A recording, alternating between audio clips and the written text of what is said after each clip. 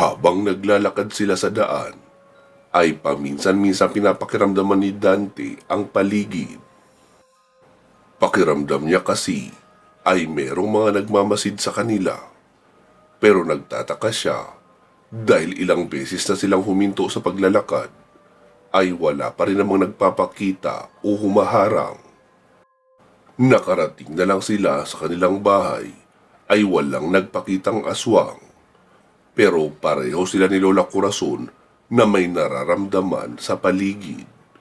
Sabi ni Dante, "Lola Corazon, bakit kaya hindi sila nagpakita? Nagmasid lang sa paligid." "Baka tinatantya pa tayo. At iniisip kung posibleng isa sa atin ang may hawak ng mutya. Lalo at wala namang nakakaalam kung sino ang lumipol sa mga tauhan nila kahapon." Ano pong gagawin natin? Di wala. Katrina, magtimpla ka ng kape. Tapos, patugtugin mo yung radyo at ilagay mo sa sala dahil mag-uusap kami ni Dante rito sa lamesang hapagkainan para hindi marinig ang pag-uusapan namin. Okay po, Lola. Umupo sina Lola Corazon at Dante sa may hapagkainan. Pinag-usapan nila kung paano gagamitin sa iba't ibang paraan ang mutya ng kidlat. "Dante, pwede mong gamitin bilang espada ang kidlat. Pwede ring gawing latigo at pwede mo ring ipaulan sa lupa. Kaso lang kapag ganon, marami ang madadamay. Lalo at minsan ay kalat-kalat ang pagbagsak ng mga guhit ng kidlat." "Lola, paano niyo po ito nalaman? Minsan na rin po ba kayo nagkaroon ng mutya ng kidlat?" "Naku, hindi ako, kundi ang aking maestro na nagturo sa akin kung paano manggamot. Siya ang merong mutya ng kidlat at kinikwento niya sa akin kung paano yun gamitin. Kapag sa malapitan naman sa ibaba, ay pwede mong ikumpas ang isa o dalawang kamay mo paturo sa mga kalaban.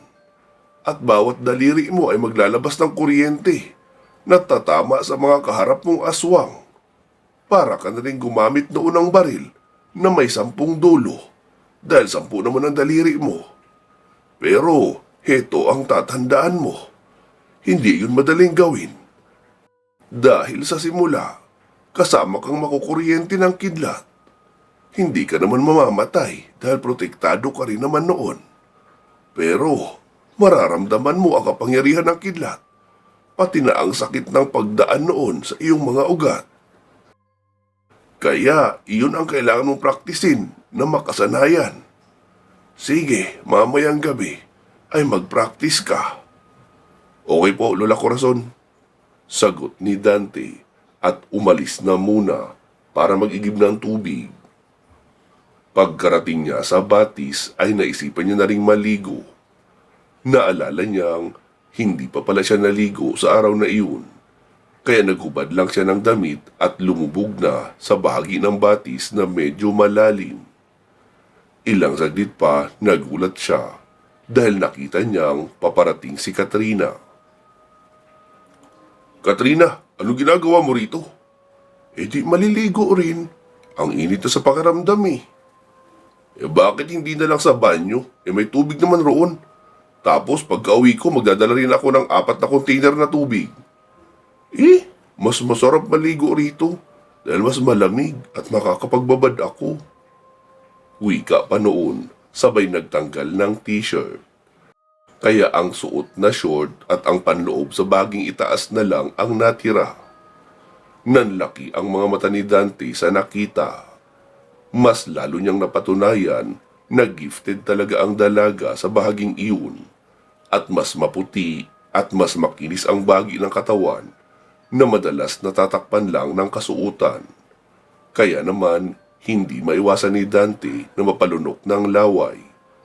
Pero noong lumingon sa kanya si Katrina ay nakangiti iyon. "Oh, bakit hindi ka makatingin ng diretsyo?" tanong ng dalaga. "Kasi naman, bakit ka pa nagtanggal ng t-shirt? Ganun din naman pagka-uwi, lalaban mo rin yung hinubad mo." "Para mas madaling magsabon ng katawan. Tsaka wala naman akong pinag-aalala. Dalawa lang naman tayo dito. Dante, pakisabunan mo naman ang likod ko. Hindi ko abot eh. Ayoko, aahon na ako. Uy, wag kang ganyan.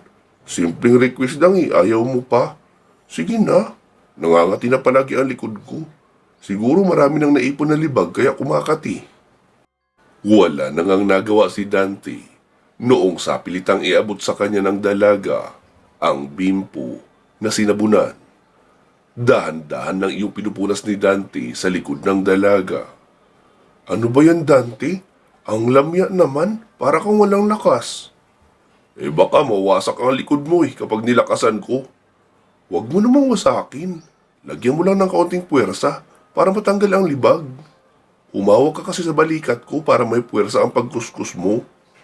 Dahil sa reklamo ng dalaga, kaya napilitan na si Dante na ihawak ang kaliwang kamay niya sa kaliwang balikat noon, habang ang kanan naman ay nagkukuskus noong bimpo. Makalipas ang 5 minuto ay sabi ng dalaga, "Okay na Dante, salamat. Oh, ikaw naman ang tumalikod. Siguradong hindi ka naghihilod ng likod mo." Sabi naman ni Dante, "Naghihilod ako ng likod no? Hindi naman ako katulad mo na parang T-Rex. Malaki lang ang katawan pero maiksi ang mga braso."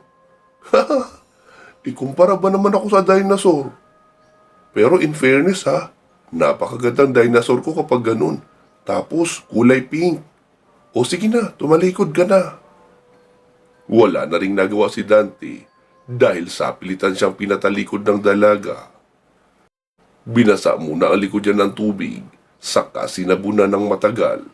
At noong marami na ang bula, ay saka naman kinuskus ng todo gamit ang bimpo. Sabi naman ni Dante, "Teka, dahan-dahan lang. Pati kuko mo kumakayod sa balat ko eh." "Ito naman, ang dami pang reklamo. May balat ng kalabaw ka naman diba dahil sa mutya? Bakit apektado ka?" "Kasi po, hindi ko ginagamit ang kakayahan ng mutya sa lahat ng oras. Kapag ganitong normal na pagkakataon lang, normal na tao lang din ang balat ko." Okay, sige. Sorry na pala. O sige na, umarap ka na." Wika ng dalaga at pinaharap si Dante. Saka naman marahang kinuskus ng dalaga ang dibdib ng binata. Noong maglaon ay binanlawan at hinaplos iyon gamit ang palad. Pero habang humahaplos ang kamay ng dalaga sa dibdib ni Dante, ay nakatitig lang iyon sa kanyang mga mata at seryoso na. Hanggang sa dahan-dahan na lumapit ang mukha noon at lumapat ang labi. Napapikit na lang din si Dante, pero makalipas ang 5 segundo ay agad siyang umatras. "Katrina, sorry. Huwag natin gawin to. Mas lalo lang kitang masasaktan kung hindi ko matutupad kung anumang magiging expectations mo pagkatapos nito. Hayaan na natin ang tadhana na magdala sa ating kapalaran. Huwag natin pangunahan. Pasensya na talaga. Sige na, tapusin mo na ang paliligo mo. Hihintayin na kita para sabay na tayo umuwi." Wika ni Dante at agad nang umahon. Doon na siya umupo sa mga bato malapit sa pinag-iwanan niya ng mga container na may laman ng tubig. Nanggilid naman ang mga luha sa mata ng dalaga dahil pakiramdam niya ay nire-reject siya ni Dante. Agad na rin tinapos ni Katrina ang paliligo at walang imik na naglakad pa pauwi. Nakasunod lang sa likuran niya si Dante na tahimik lang din at hindi alam kung ano pa ang pwede niyang sabihin para mapakalma ang pagtatampo ng dalaga. Kinagabihan, tahimik lang sila habang kumakain. Sabi ni Lola Corazon, "Ano bang nangyayari sa inyo? Bakit ang tahimik nyo?" Sabi naman ni Katrina, "Wala po Lola, pagod lang ako. Gusto ko na magpahinga ng maaga pagkatapos natin maghapunan." "Oo, sige," sagot naman ng matanda. Noong matapos na sila maghapunan, ay naghugas lang ng mga plato si Katrina at agad nang pumasok sa kwarto nila ng kanyang lola. Si Lola Corso naman ay kasama si Dante sa likurang bahagi ng bahay at sinisimulan ang pagtuturo kung papaano gamitin ang mutya. Talagang nahirapan si Dante, lalo na noong nagsisimula na siya magpadaloy ng kuryente mula sa mutya papunta sa kanyang katawan. Makailang beses siyang nangisay at bumagsak sa lupa. Tinatawanan lang siya ng matanda habang nagkakape ito sa isang tabi. Ano ba yung ginagawa mo dyan, Dante? Huwag kang matulog dyan sa lupa. Ipagpatuloy mo na ang pagsasanay. Wika ng matanda. Tapos sinahagisan ng tubig si Dante mula sa isang tabo. Doon pa lang siya muling magigising. Grabe, Lola Corazon. Nakakailang himatay na ako dahil sa kuryente. Kulang pa yan. Sige pa, ituloy mo lang. Muling inulit ni Dante ang kanyang ginagawa, pero ganun pa rin. Nangingisay siya at babagsak sa lupa ng walang malay. Hanggang sa abutin na siya ng madaling araw, siya na lang mag-isa ang nagsasanay dahil natulog na si Lola Corazon. Hanggang sa magising siya dahil sa yugyug sa kanya ni Katrina. Dante, anong ginagawa mo dito sa labas? Nakasubsob ba ang mukha mo sa lupa? Hindi ka ba nagpahinga? Uy, Katrina, ikaw pala. Hala, umaga na. Nakasikat na ang araw. Oo, bakit hindi mo alam? Nawalan kasi ako ng malay. Hindi ka tinulungan ni Lola? Hindi na, dahil hindi na rin naman mabilang kung pang ilang himatay ko na ito. Kahit noong pumasok na si Lola mo, ay pinagpatuloy ko pa rin ang pag-iensayo. Kaya wala nang gumigising sa akin kapag nahihimatay ako. Oh, tama na yan. Maglinis ka muna ng katawan. Puro ka alikabok ko at putik. Tsaka, kumain ka muna bago matulog. Litaniya pa ni Katrina. Kahit may tampo pa rin siya kay Dante, hindi naman maiwasan ang pag-aalala niya dahil sa sobra-sobrang pag-iensayo ng binata. Makalipas ang 5 araw ng pag-iensayo, ay natutunan na rin ni Dante lahat ng kailangan niyang matutunan tungkol sa paggamit ng mutya ng kidlat. Kaya na rin niyang magtawag ng kidlat kahit sa tanghaling tapat at tirik ang araw. Kaya laking pasasalamat niya sa matandang si Lola Corazon. Isang gabi noon, matapos maghapunan, ay naroon lang sila sa may sala nagkikwentuhan ng tungkol sa mga nakaraan ni Dante habang kasama pa niya sila Mang Nasi at Mang Maeng. Nang bigla silang napatingin ni Lola Corazon sa labas ng bakuran, sabi ni Dante, "Narito ang albularyong si Agum." Mabilis namang tumayo si Lola Corazon at dinampot ang isang lampara at sinindihan. Saka naglakad papunta sa may tarangkahan ng bakuran. Nakasunod naman si Dante sa may likuran ng matanda. Sabi ni Lola Corazon, "Oh, Agum, anong sa atin? Gabing-gabi na, napasugod ka ritong muli sa tahanan ko." Sabi naman ng matanda, "Oo, may mahalaga akong pakay sa iyo, Corazon. Pwede bang sa loob ng bahay mo natin pag-usapan?" "Hindi na, Agum. Pwede naman dito sa labas. Mas maganda nga rito dahil presko." Tila na insulto ang matanda dahil ayaw siyang papasukin ni Lola Corazon. Kaya sabi noon, "Sige, kung ganoon ay hindi na ako magpapaligoy-ligoy pa. Alam kong nasa sayo ang mutya ng kidlat, Corazon. Ibigay mo na iyon sa akin dahil ipinapakuha ni Supremo." Sabi naman ni Lola Corazon, "Sinong Supremo naman yan, Agum? Hindi ko alam na may amo ka na pala. Nagkakaroon ba ng amo ang mga albularyo?" "Huwag na tayong maglokohan, Corazon. Alam kong alam mo ang ibig kong sabihin." "Alin doon, Agum? Ang sinasabi mong alam ko. Iyon bang nagpaalipin ka na sa mga gabunan na taga-bundok at ikaw ang ginagamit nilang sandata para labanan ako?" "Oo, mabuti at alam mo pala yan, Corazon. Kaya ibigay mo na sa akin ang mutya. Kung ayaw mong tapusin namin kayong lahat na nariyan." Pagkasabi noon ng matanda, ay sumabay naman ang malakas na kulog at isang malaking guhit ng kidlat. Kaya nakita nila sa bandang unahan na naroon ang hindi bababa sa 20 mga aswang na nakapagpalit na ng anyo at handa ng lumapa. Sabi naman ni Lola Corazon, "Naku, Agum, matanda na ako para sa ganyang panlilinlang mo. Alam ko na ang tungkol dyan. Kahit pa ibigay ko sa inyo ang mutya, uubusin pa rin kami ng mga kasama mong gabunan dahil mga hayok ang mga iyan sa laman. Pero sige, pwede naman nilang subukan kung kaya nila. May nakahanda ako rito na bagakay." "Hahaha, bagakay baka mo, Corazon? Gagawin lang nila yan pantinga. Alam mo na mataas na level ang pagkaaswang nila at dinagdagan ko pa ng proteksyon ang katawan nila. Kaya ibig sabihin, hindi nila sasantuhin ang proteksyong inilagay mo sa iyong bakuran." "Sige lang, subukan nyo lang. Maghihintay kami." Pagkasabi lang noon ni Lola Corazon, ay nagsiangil ang mga aswang sa likuran at agad may 5 sumalakay. Tumalo ng mataas, sabay kapit sa bakuran. Nakatingin lang din si Dante at nakaabang kung may makakapasok ba sa mga iyon sa loob ng bakuran dahil siya ang sisintensya kung may makapasok man. Pero pagkahawak lang ng mga iyon sa bakuran ay biglang nagliyab at tila dumikit ang kamay sa mga poste dahil hindi na makaalis hanggang sa tuluyan na silang maging abo. "Oh, ano, Agum? Akala ko ba hindi nila sasantuhin ang bakuran ko? Oo nga pala, nakapasok naman sila. Ay yung mga abo pala nila ang nakapasok." Tumatawang wika pa ni Lola Corazon na mas lalong nagpagalit sa makakaliwang albularyo.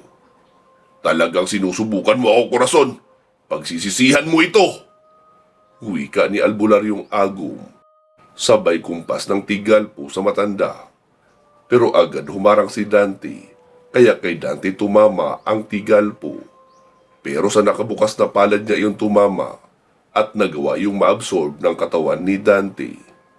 "Ha? Paano nangyaring ininda mo lang ang tigalpo ko?" Gulat na wika ni Agum. Sabi naman ni Dante, "Kasi, totoo ang sinasabi ni Lola Corazon. Isa ka lang mahinang uri ng antingero na nagnanais maging albularyo. Dahil sa mga pipitsuging mutya lang ang hawak mo at wala kang mga mabubuting gabay, kaya hindi mo nagagawang manggamot. At ngayon, nagpaalipin ka sa mga aswang para matulungan kang manguha ng mga iaalay na kaluluwa ng mga tao para bigyan ka ng kapangyarihan ng kadiliman. Isang walang kwentang layunin sa pagguha ng kapangyarihan." Inalis ng matanda ang robang nakapatong sa ulo niya. "Tampalasan ka! Anak ka lang naman ng isang maglalako ng isda!" Sabi naman ni Dante, "Hindi ka lang pala mahinang albularyo, no? Mahina rin ang utak mo para maniwala sa palusot na iyon ni Lola Corazon. Hindi mo nga napagkumpara ang aura ng taong nagpunta sa pamayanan ng mga aswang sa aura ko. Hindi mo rin naramdaman ang tunay kong aura nung una tayo magkaharap. Kaya isa ka talagang walang kwentang albularyo na alipin ng mga aswang. Talagang ang pagiging alipin lang ang nababagay sa'yo." Pang-iinsulto pa ni Dante para mas lalong magalit ang matanda. "Walang hiya ka! Aabuhin ko ang katawan mo gamit ang apoy ng kadiliman!" Sabi naman ni Dante. "Puro kasalita, patunayan mo yan!" Wika ni Dante sabay labas ng bakuran. Agad namang nagsisugod ang mga aswang na naroon sa likuran ni Agum. Mabilis na naglabas ng espadang kidlat si Dante at pinagpuputulan ng bahagi ng katawan lahat ng aswang na nakakalapit sa kanya. Napasabi na lang si Agum, "Imposible! Paanong nasa iyo ang mutya ng kidlat? Paanong nagamit mo na yan sa maiksing panahon lamang?" Hindi na siya sinagot pa ni Dante at ipinagpatuloy ang paglipol sa mga aswang na sumasalakay. Napansin ni Agum na tila hindi malang nahirapan ang binata na lipulin ang mga aswang na kasama niya. Kaya dali-dali na yung umatras at gumamit ng tagabulag para makalayo nang hindi nakikita. Ilang saglit pa ay tapos nang lipulin ni Dante ang mga kasamang aswang ni Agum. Hinawakan niya na rin yun isa-isa upang maging abo nang hindi niya na kailangan pa ipaghukay ng paglilibingan. Noong matapos ay muli na siyang bumalik sa loob ng bakuran Sabi ni Lola Corazon. Binabati kita, Dante. Dahil nagagamit mo na ng tama ang kapangyarihan ng kidlat at pinupuri rin kita sa magandang pagkakagawa ng bakuran namin. Dahil nakita ko kung papaano maging abo ang mga aswang na kumapit rito.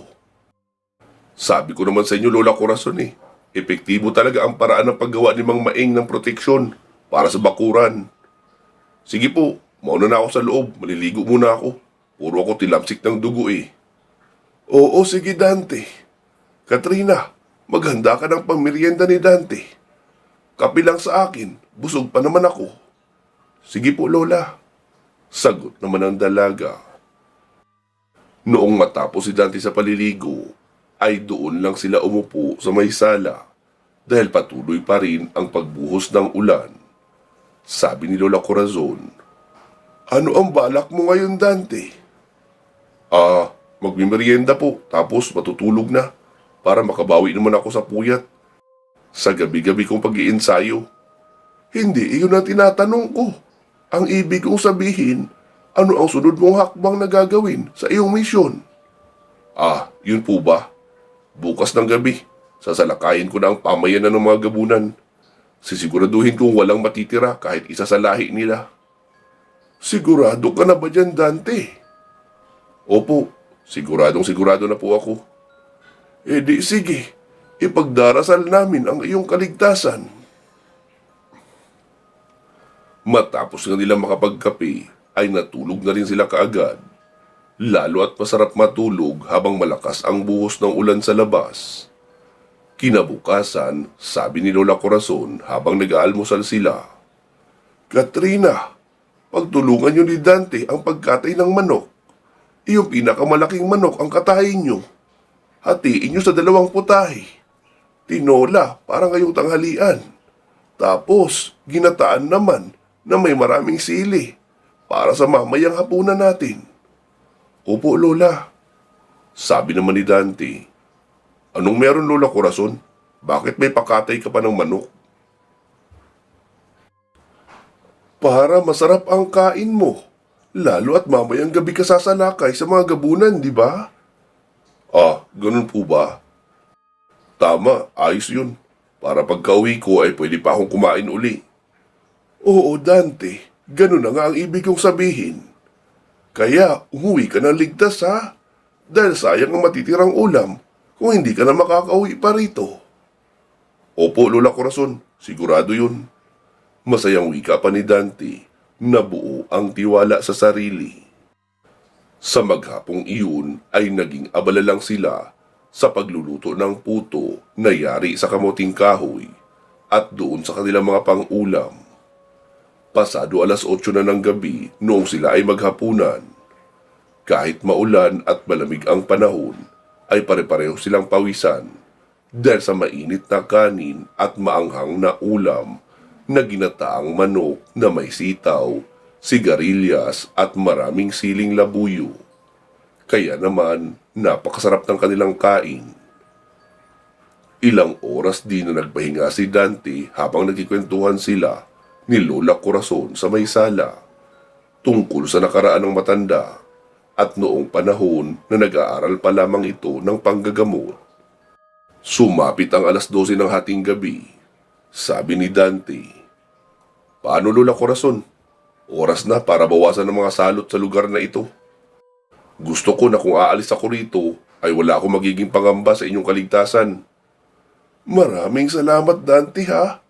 Ngayon lang talaga ako nakatagpo ng taong walang ibang inalala kundi ang kaligtasan naming maglola. Sige, mag-iingat ka sa misyon mo. Katrina, dito lang kayo ni Lola mo ha.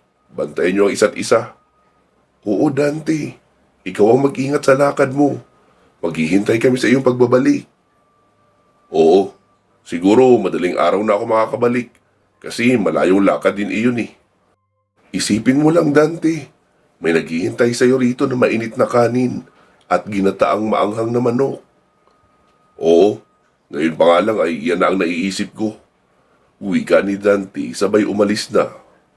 Hindi na siya nagdala ng kahit ano pang sandata. Papunta pa lang si Dante sa ikalawang bundok ay nararamdaman na niya ang mga nakamasid na aswang sa paligid niya. Tila ba binabantayan siya kung saan siya pupunta. Kaya alam na ng mga tagapamayanan na darating siya dahil doon sa mga nakasunod na gabunan. Pagkarating ni Dante sa ibaba ng ikalawang bundok ay nakita niyang naroon na nagkalat ang hindi bababa sa 100 mga aswang. Kaya alam niyang marami pa ang nakatago para sa ikalawang bugso ng pag-atake. Naroon na rin nakatayo sa gitna sina Douglas na siyang pinuno ng mga gabunan at ang anak noon na si Veronica at ang albularyong si Agum. Nagsalita ang pinunong si Douglas. Talagang totoong pangahas at aruganting binata ka. Isipin mo, sumalakay ka rito na mag-isa at walang armas. Kahit pa alam mong mahigit sa 200 aswang ang naghihintay sa iyo rito. Sabi naman ni Dante, salita ka ng salita, hindi nga kita kilala. Magpakilala ka muna bago ka makipag-usap. Oo sige, pagbibigyan kita. Bilang huling kahilingan mo, bago ko ihiwalay ang ulo mo sa iyong katawan. Ako si Douglas, ang pinuno ng mga gabunan. Ito naman ang anak kong si Veronica. At ito naman si... Oo, kilala ko na yan. Ang alaga niyong aso na nabahag ang buntot kagabi noong sumugod sa bahay ni Lola Corazon. Mukhang espesyal sa'yo ang aso mo dahil walang tali sa leeg. Nagliyab naman sa galit si Agum. Kahapon mo pa inuubos ang pasensya ko. Mananagot ka sa iyong kalapastanganan. Malakas na sigaw pa ni Agum. Sabay itinutok kay Dante ang kanyang makapangyarihang tungkod para magbato ng espiritual na pamako. Para hindi na makagalaw pa si Dante. Nagulat naman si Dante noong maramdamang hindi niya na maikilos ang kanyang buong katawan maliban sa kanyang mga mata. Tignan natin ngayon kung sino sa atin ang magmumukhang aso. Wika ni Agum at dahan-dahang lumalapit kay Dante. Maging ang mga aswang sa harapan at sa likuran ay lumalapit na rin dahil alam nilang nakapako na si Dante sa espiritual na tanikala ni Agum. Sabi naman ni Agum, sayang ka, mukhang malakas ka pa naman. Magiging malakas na gabunan ka kapag ginawa kitang katulad nila. Habang papalapit si Agum ay sinimulan na rin ni Dante usalin sa kanyang isipan ang mga orasyon na kailangan niya. Unang-una ay ang pambasag sa pamako. Pangalawa ay ang pag-aktibo ng mutya ng kalabaw at mutya ng kidlat. Noong nasa 5 hakbang na lang si Agum ay nagawa na ni Dante na maigalaw ang kanyang bibig at doon na siya sumigaw ng malakas. Sabay ibinagsak sa lupa ang kanyang 2 kamao. Sumabog ang lupa at umalo na parang tubig. Maliban roon ay may kasama iyong mataas na enerhiya na kayang pumatay ng mga aswang. Nagtalsikan ang mga aswang na malapit kay Dante. Marami sa kanila ang namatay dahil tila nalapnos ang kanilang mga balat at laman. Nagkabali-bali rin sa mga bato at puno ang ibang mga tumalsik, kaya hindi bababa sa 20 ang nabawas sa unang ataking iyon pa lamang. Ang pinuno ng gabunan pati ang anak nito ay kumapit naman sa isang malaking puno, kaya hindi sila nasama sa mga tumalsik. Noong humupa na ang paligid ay muling sumalakay ang maraming mga gabunan. Naglabas si Dante ng 2 espadang kidlat sa magkabilang kamay. Hindi siya nahirapan sa pakikipaglaban sa mga gabunan na naroon, kahit pa malalakas na uri sila ng aswang. Lalo at pareho ng aktibo sa kanya ang mutya ng kalabaw at mutya ng kidlat. Hanggang sa makita niyang tumalon ng mataas ang anak ng pinuno ng mga gabunan na si Veronica. May hawak iyong katana blade. Mabilis namang isinalag ni Dante ang espadang kidlat, kaya hindi siya tinamaan.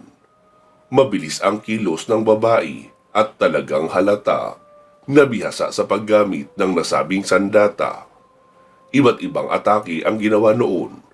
Maraming beses rin na nahiwa si Dante pero hindi naman siya nasugatan, gawa ng kakayahan ng mutya ng kalabaw.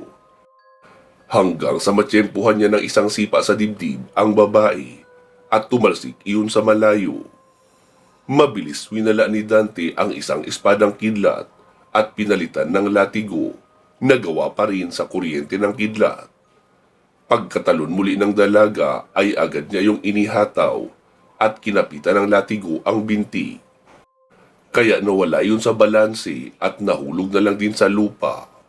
Nagpupumiglas iyon ng todo, pero malakas ang kontrol ni Dante sa nasabing latigo.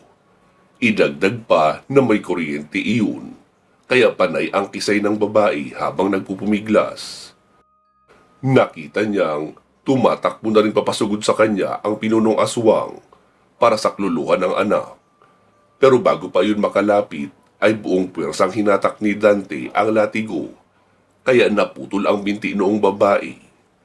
Patuloy iyon sa pagpalahaw dahil sa sakit. Nagawang makalapit ng pinunong aswang kay Dante at bumitaw ng mabibigat na suntok. Hanggang sa makita ni Dante na bumitaw iyon ng straight na suntok, kaya sinalubong iyon ni Dante. Noong magbanggaan ang kanilang matitigas na kamao, ay nakalikha sila ng isang shockwave. Pero nakita niyang matapos iyon ay natigilan ang pinuno. Tapos bigla na lang lumaylay ang buong braso. Nadurog na pala ang buto sa buong kanang braso noon. Mabilis nag-sidestep si Dante noong umatake iyon gamit ang kaliwa. Doon na hiniwa ni Dante ang liig noon gamit ang espadang kidlat. Napahiyaw naman sa paghihinagpis ang anak at nag-utos sa lahat ng natitirang gabunan na sumalakay na ng sabay-sabay. Doon na itinutok ni Dante sa mga paparating ang kanyang 10 mga daliri sa kamay. Naglabas iyon ng maliliit na guhit ng kidlat. Nagliyab at naging abo lahat ng tinatamaan noon. Pinahaba rin ni Dante ang isang espadang kidlat at iwinasiwas sa mga natirang aswang na sabay-sabay sumalakay. Hanggang sa wala na ngang natira sa mga sumasalakay. Nilapitan niya ang babaeng aswang at sinakal gamit lang ang isang kamay at pinagapangan ng kidlat. Nangisay ang babae at ilang saglit pa ay naging abo na rin. Hinanap ni Dante ang albularyong si Agum. Nakita niya iyon na nakasabit ang katawan sa puno pero mukhang buhay pa, wala lang malay. Nilapitan niya iyon at hinawakan sa paa. Bigla iyong nangisay, nag-usok hanggang sa naging abo na rin. Noong masiguradong wala ng buhay sa mga gabunan, ay kumumpas siya sa itaas, sabay turo ng kumpas pa ibaba. Umulan ng napakaraming maliliit na kidlat, kaya lahat ng mga bahay na tinamaan ay nagliyab hanggang sa matupok na rin. Ay, salamat, natapos ko na rin. Kailangan ko na umuwi, nagugutom na naman ako eh. Wika ni Dante at naglakad na papauwi sa bahay ni na Lola Corazon. Pansamantala po muna natin puputulin dito itong ating kwento. Magsama-sama po tayong muli sa part 22. Mag-iingat po kayo palagi at hanggang sa muli.